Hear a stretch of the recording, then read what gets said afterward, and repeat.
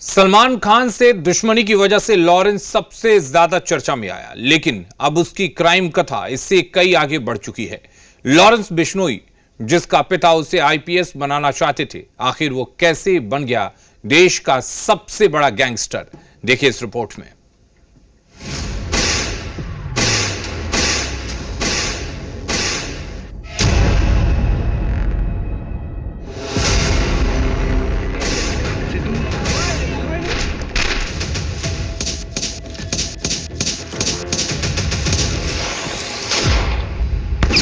उगाही, वसूली, हत्या, ड्रग्स, कॉन्ट्रैक्ट किलिंग, संगठित अपराध,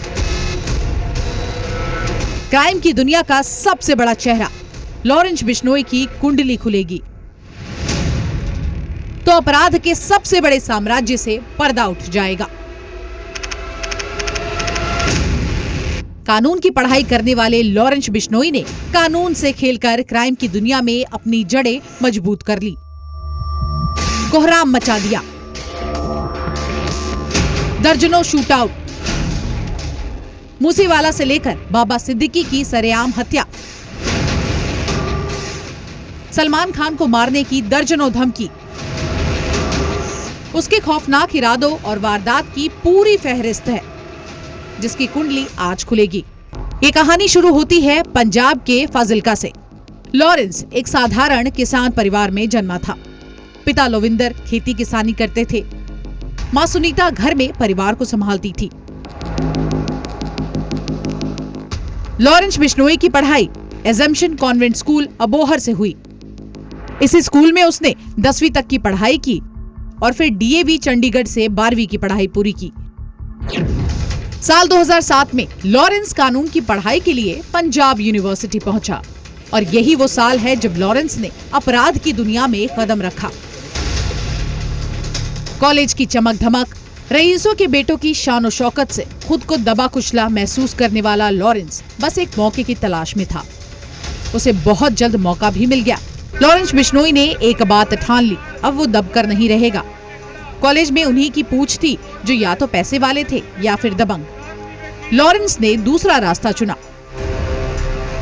लॉरेंस के पास कुछ नहीं था, ना तो गैंग, ना पैसे और ना ही हथियार।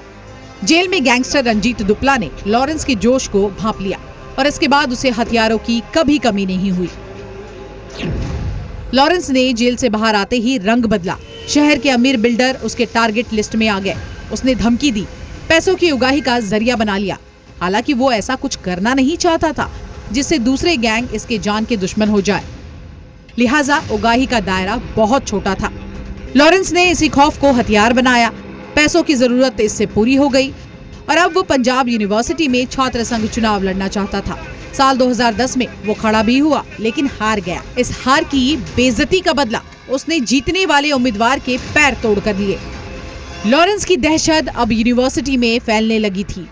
अगले ही साल यानी साल 2011 में उसने फिर से चुनाव लड़ा और इस बार जीत उसकी हुई। पैसे और दहशत दोनों ने अपना काम किया। छोटे मोटे उगाही, रंगदारी, वसूली के आरोपों में लॉरेंस का जेल आना जाना लगा रहा।